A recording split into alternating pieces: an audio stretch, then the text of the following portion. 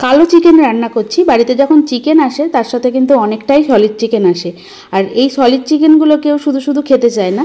তখন আমি কি করব, নানান রকমভাবে রান্না করি। তার মধ্যে বাড়ির লোক যেটা সবথেকে বেশি পছন্দ করে সেটা হচ্ছে এই কালো মাংস। খুবই সহজভাবে রান্না করা। প্রথমেই কড়াইয়ে পরিমাণ অনুযায়ী সরষের তেল দিয়ে দিলাম। এবার এর মধ্যে মিডিয়াম সাইজের 3টে পেঁয়াজ দিয়ে দিয়েছি। এবার পেঁয়াজটা বেশ লাল করেই ভেজে নেব।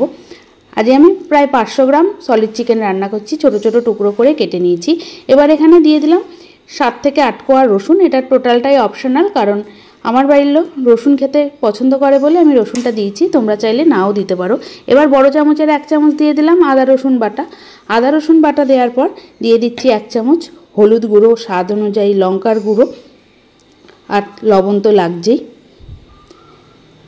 স্বাদ অনুযায়ী লবণ দিয়ে খুব ভালোভাবে মিডিয়াম আঁচে কষিয়ে নিচ্ছি।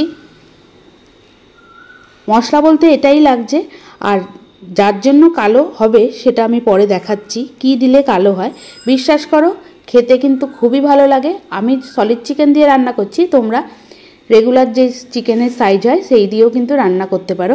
খুব ভালোভাবে মশলাটা কষানো হয়ে গেছে। এবার এর মধ্যে দিয়ে দিলাম সলিড চিকেনগুলো দিয়ে হাই ফ্লেমে 5 থেকে 7 মিনিট মতো কষিয়ে নেব।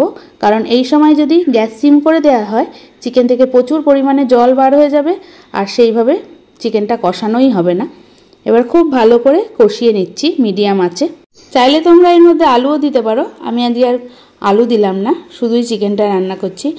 এবার চিকেনটা কষাতে কষাতে মূল উপকরণটা বেটে নিচ্ছি।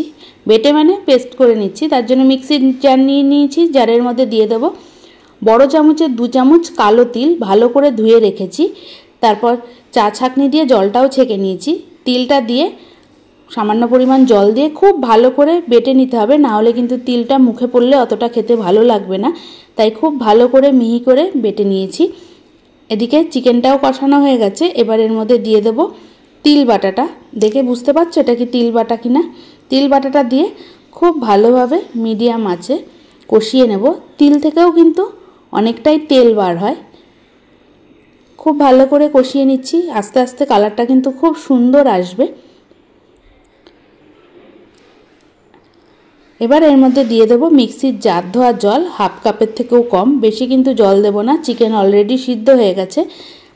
এই সময় জলটা না দিলে একদম ড্রাই চিকেন হয়ে যাবে বলে হাফ কাপ মতো জল দিয়ে মিডিয়াম আঁচে 3 থেকে 4 মিনিট মতো রান্না করছি। আস্তে আস্তে উপরে তেল ভেসে উঠেছে।